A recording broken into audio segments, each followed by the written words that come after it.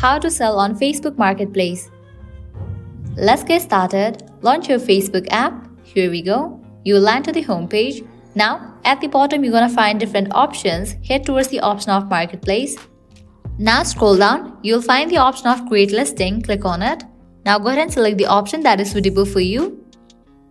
Now you have to fill this.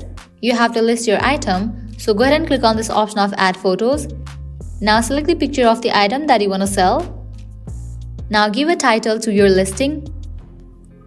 Type in the price for your item and then select the category. Likewise, select the condition. If you want to add anything to your listing, you can type in over here in the description box. You can customize your location.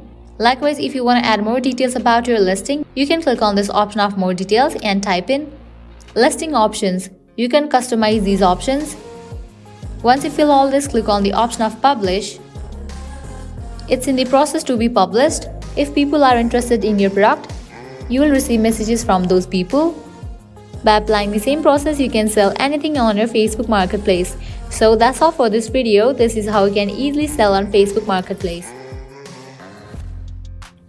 At the end, if you guys find this video helpful, don't forget to like, share and subscribe to our channel. Thank you.